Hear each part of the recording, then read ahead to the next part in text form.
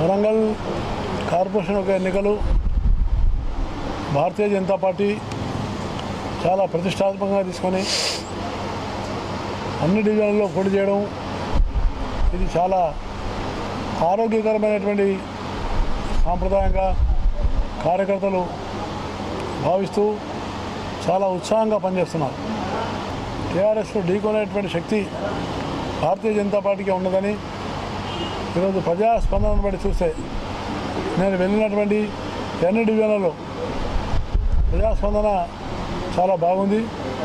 ఎక్కువ మంది మహిళలు, యువకులు, అదేవిధంగా కాలనీలో ఉన్నటువంటి వాళ్ళు అందరూ కూడా భారతీయ జనతా పార్టీ పట్ల ఆదరణ చూపుతున్నారు. అలా వరంగల్లో ఉన్నటువంటి వాళ్ళు కానీ ఖమ్మం వల్ల కానీ నేను విజ్ఞప్తి చేస్తున్నాను, కేంద్రం సహాయం వల్లనే రాష్ట్రం యొక్క అభివృద్ధి వేగవంతమవుతుంది. కేంద్రం యొక్క సహాయం వల్లనే మీ యొక్క పట్టణాలు అభివృద్ధి చెందే అవకాశం ఉన్నది. అందుకనే భారతీయ జనతా పార్టీకి అవకాశం ఇవ్వండి.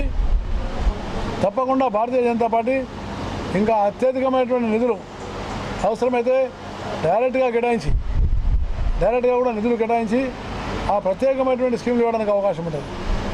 ఈ వరంగల్ ఎన్నికల్లో నిజంగా టీఆర్ఎస్ కానీ నిజంగా మీకు నైతికమైనటువంటి బలం ఉంటే, మీరు నిజంగా అంత ప్రజాబలం కానీ అంత ఆదరణ కానీ మీకు ఉన్నదంటే మీరెందుకు ప్రతిపక్షాల్లో ఉన్నటువంటి ఎమ్మెల్యేలను, ఎమ్మెల్సీలని, మాజీ మంత్రులను చేర్చుకోవాల్సినటువంటి ఒక పరిస్థితి మీకు ఎందుకు వచ్చింది? ఇది అనైతికమైనటువంటి ఒక రాజకీయం కాదా అని నేను ప్రశ్నిస్తున్నాను. అనైతికమైనటువంటి రాజకీయ పద్ధతుల్లో వెళ్ళి ఏదో రకంగా మేము ప్రభుత్వాన్ని పరిపాలనను హస్తగతం చేసుకోవాలనే ప్రయత్నం తప్ప ప్రజలను భాగస్వాములు చేసి పరిపాలనలో మెరుగు చేసి అభివృద్ధిని సూచించేటువంటి దిశలో ముందుకెళ్తే కేంద్ర ప్రభుత్వం తప్పకుండా సహాయం చేస్తుంది. కానీ భారతీయ జనతా పార్టీ ఇలాంటి అనైతికమైనటువంటి ఒక రాజకీయ మార్గాలకు బీజేపీ తప్పకుండా తీవ్రంగా వ్యతిరేకిస్తుంది. నైతికతకు, నిజాయితీకి మారుపేరుగా ఉండి రేపు ప్రజలకు అందుబాటులో ఉండేటువంటి నాయకులు కావాలి.